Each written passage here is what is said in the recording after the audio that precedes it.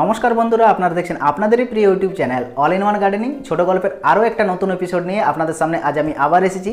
তো এই ভিডিওর মাধ্যমে আপনাদের সঙ্গে আমি শেয়ার করব গত বছর শীতের সময় আমার সবজি বাগানে ঠিক কী পরিমাণ টমেটোর ফলন হয়েছিল। তো এই টমেটো আমি সম্পূর্ণ জৈবিক উপায়ে চাষ করেছিলাম, কোনো ধরনের রাসায়নিক বা কেমিক্যাল ফার্টিলাইজার এখানে ব্যবহার করা হয়নি। তো আপনারা অবশ্যই ভিডিওটি প্রথম থেকে শেষ পর্যন্ত দেখুন, কেননা এই ভিডিওর মধ্যে আমি একটি খুব গুরুত্বপূর্ণ কথা আপনাদের জন্য এখানে শেয়ার করব। তো আপনারা ভিডিওটি শেষ পর্যন্ত দেখুন এবং দেখার পর যদি ভিডিওটি ভালো লেগে থাকে তাহলে অবশ্যই একটা লাইক করবেন, কমেন্ট করে জানাবেন। আর আপনি যদি এই চ্যানেলে প্রথমবার এসে থাকেন তাহলে অবশ্যই চ্যানেলটি সাবস্ক্রাইব করে রাখবেন পরবর্তী ভিডিওর আপডেট পাওয়ার জন্য। তো চলুন বন্ধুরা, ভিডিওটি শুরু করা যাক। তো বন্ধুরা, এখানে আপনারা যে টমেটো গাছগুলো দেখতে পাচ্ছেন, এগুলো আমার গত বছর চাষ করা টমেটো গাছ।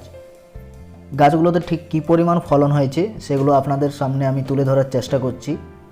আপনারা দেখুন পুরো ভিডিওটি, তাহলে বুঝতে পারবেন যে বাড়িতে যদি টমেটো চাষ করা হয় সেখান থেকে আমরা ঠিক কী পরিমাণ ফলন পেতে পারি।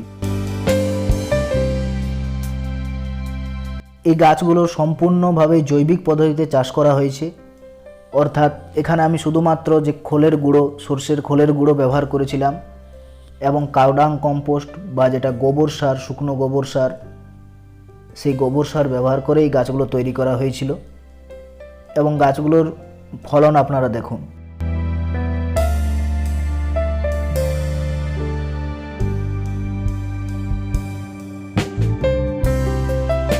কোনো ধরনের কেমিক্যাল ফার্টিলাইজার বা রাসায়নিক সার এখানে ব্যবহার করা হয়নি, সম্পূর্ণ জৈব পদ্ধতিতে এগুলো চাষ করা। তো আপনারাও যদি আপনাদের বাগানে এইভাবে টমেটো চাষ করেন সেক্ষেত্রে আপনারাও এই ধরনের ফলন পেতে পারেন বা এর চেয়েও বেশি ফলন আপনারা পেতে পারেন।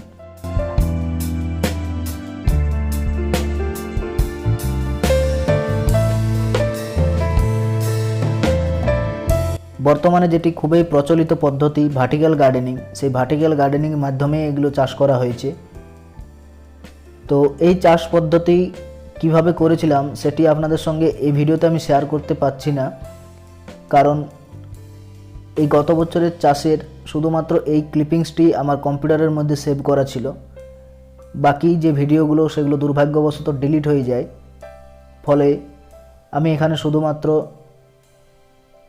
এই ভিডিওর যে টুকরো অংশটি আপনাদের সঙ্গে শেয়ার করতে পারছি।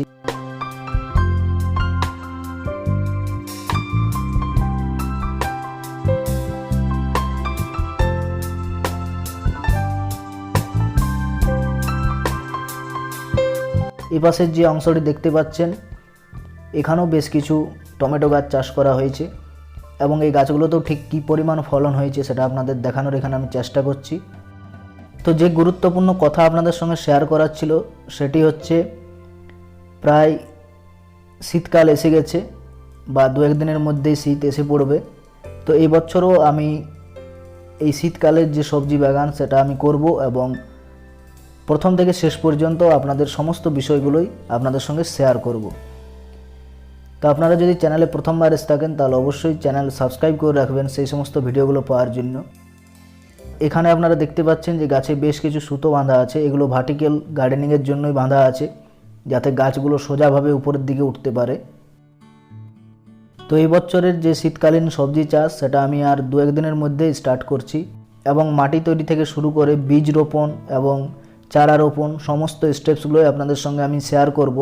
শুধুমাত্র টমেটো গাছের উপরেই নয়, বাদবাকি যে সমস্ত গাছ আছে যেমন পালং শাক, ধনিয়া পাতা, বেগুন, টমেটো বা আদার্স যে সমস্ত বিনস, বিভিন্ন ধরনের শাক, সমস্ত কিছুই আপনাদের সঙ্গে শেয়ার করব। কেননা বর্তমান বাজারে আপনারা জানেন যে সমস্ত শাকসবজি বিক্রি হয় সেগুলো কোনো না কোনোভাবে কেমিক্যাল করা বা রাসায়নিকভাবে চাষ করা হয়ে থাকে। কেননা যে সমস্ত চাষি ভাইরা এগুলো চাষ করেন তারা ব্যবসায়িক স্বার্থে চাষ করায়, সেগুলোর মধ্যে প্রচুর পরিমাণে কীটনাশক স্প্রে করেন এবং প্রচুর পরিমাণে রাসায়নিক পদার্থ ছিটিয়ে থাকেন, ফলে সেগুলো আমাদের শরীরের জন্য অনেকটাই ক্ষতিকর হয়।